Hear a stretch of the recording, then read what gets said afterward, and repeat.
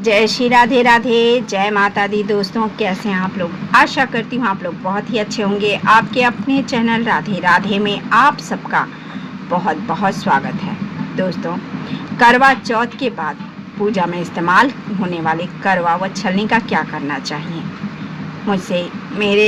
मैं ऊपर रहती हूँ, नीचे जो रहती हैं मेरे रूम के, उन्होंने मुझसे पूछा, क्या वो पूजा कर चुकी थी, उसके बाद उन्होंने मुझसे पूछा, तो मुझे लगा कि शायद इसकी ज़रूरत और भी किसी बहन को पड़ सकती है, तो इसलिए मैं ये वीडियो आप लोगों को दे रही हूँ। तो आप लोग ध्यान से सुनिए कि उसे क्या करना चाहिए। करवा चौथ पूजन में मिट्टी के करवे और छलनी का खास महत्व होता है। करवे से चंद्रमा को अर्घ्य दिया जाता है और छलनी से चंद्र दर्शन करने के बाद करवा चौथ व्रत का पारण किया जाता है। तो करवा चौथ की पूजा के बाद मिट्टी के करवे का क्या करना चाहिए? करवा चौथ का व्रत कार्तिक माह के कृष्ण पक्ष की चतुर्थी तिथि को किया जाता है। इस साल करवा चौथ का व्रत 10 अक्टूबर शुक्रवार को बीत चुका है। सॉरी दोस्तों, मैं वह बताना भूल गई, लेकिन शुक्रवार को था। इस व्रत में भगवान शिव, माता पार्वती, भगवान गणेश, कार्तिकेय के साथ साथ करवा माता की पूजा का विधान है। सुहागन स्त्रियां चंद्रमा के दर्शन और उनको अर्घ्य देने के बाद अपने व्रत का पारण करती हैं। करवा चौथ को करक चतुर्थी के नाम से भी जाना जाता है। करवा या करक एक मिट्टी के पात्र होता है जिसमें चंद्रमा को जल या अर्घ्य दिया जाता है। इसके बाद छलनी से चंद्र दर्शन करने की परंपरा है। इस तरह से करवा चौथ व्रत में करवा व छलनी का खास महत्व होता है। कई लोग पूजन के बाद करवा और छलनी को इधर उधर रख देते हैं, जो कि अशुभ माना जाता है। जाने आज हम आपको इसी वीडियो में यही बता रहे हैं कि करवा चौथ पर छलनी और करवा का कैसे करें इस्तेमाल, उसे कहाँ रखना चाहिए, इस्तेमाल होने वाले करवा व छलनी का उसके बाद क्या करना चाहिए। करवा पूजा के बाद करवा का क्या करना चाहिए? करवा चौथ की पूजा के बाद करवा को अशुद्ध स्थानों या अपवित्र जगहों पर नहीं रखना चाहिए। मान्यता है कि ऐसा करने से माता पार्वती नाराज हो सकती हैं। हिंदू धर्म की मान्यताओं के अनुसार करवा चौथ की पूजा के बाद मिट्टी के करवे को पवित्र नदी, तालाब में प्रवाहित कर देना चाहिए। अगर आप करवा प्रवाहित नहीं कर सकते हैं तो इसे किसी पवित्र पेड़ जैसे आम, नीम, पीपल या बरगद के नीचे रख सकते हैं। कई लोग करवा अगले साल की पूजा के लिए संभाल कर भी रख देते हैं, लेकिन ध्यान रहे कि पूजन में इस्तेमाल किया गया करवा हमेशा शुद्ध या स्वच्छ स्थान पर ही रखें।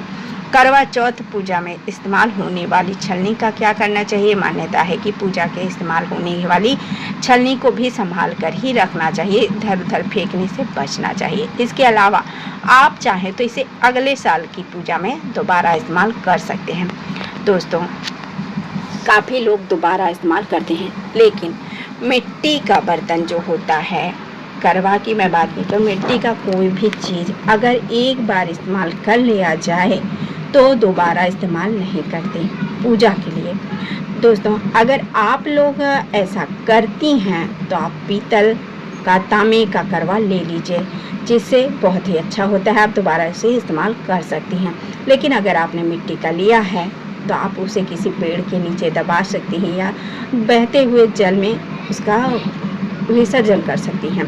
तो ये हमने करवा का क्या करना चाहिए, उसकी पूजा सामग्री का क्या करना चाहिए।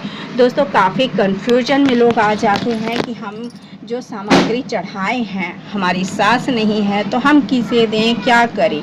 दोस्तों, अगर आपके आसपास कहीं कोई पंडित है, पंडिताइन है, तो आप उनको दे सकती हैं सास मान के। अगर नहीं है सास तो नहीं, आपकी ननद है उसको दे सकती हैं, आप जेठानी को दे सकती हैं। दोस्तों, आप पूजा की जो सामग्री करवा चौथ की अगर आप ऐसे दान करें तो ज़्यादा अच्छा है, क्योंकि ये सबसे अच्छा माना जाता है और सब शुभ माना जाता है। ये समझकर नहीं दिया जाता कि हम ये सास को दे रहे हैं, ननद को दे रहे हैं, जेठानी को दे रहे हैं, ऐसा नहीं है।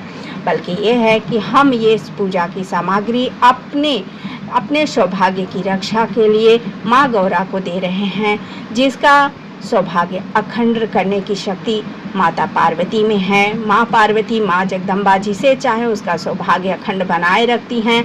तो वो समझकर हम माता को वो पूजा की जो सामग्री होती है, श्रृंगार का जो सामान होता है, वो अपने सासू माँ को देते हैं। तो ऐसा हमारा मानना है और ऐसा हर कोई करता भी है।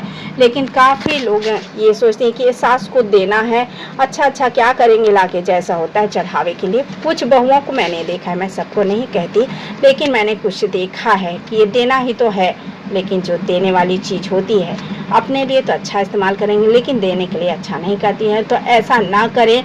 माँ पार्वती के लिए आप समझ कर, भगवान के लिए अच्छा समझ के, माता के लिए अच्छा से अच्छा कीजिए और अपने सासू माँ, ननद या जेठानी की दीजिए। अगर आपके पास कोई नहीं है तो उसे आप किसी पंडिताइन को या किसी ब्राह्मणी को दे सकती हैं।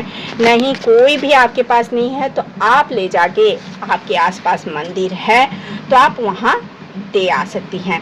तो ये हमने आज किसी के पूछने पे ये जानकारी दिया है। अगर आप लोगों को ये जानकारियाँ पसंद आए तो लाइक कीजिए, शेयर कीजिए और सब्सक्राइब कर लीजिए, जिससे ऐसे ही जानकारी मैं आपको ऐसे ही देती रहूं और आप लोग जानकार बनते रहें। तो जय श्री राधे राधे, जय माता दी।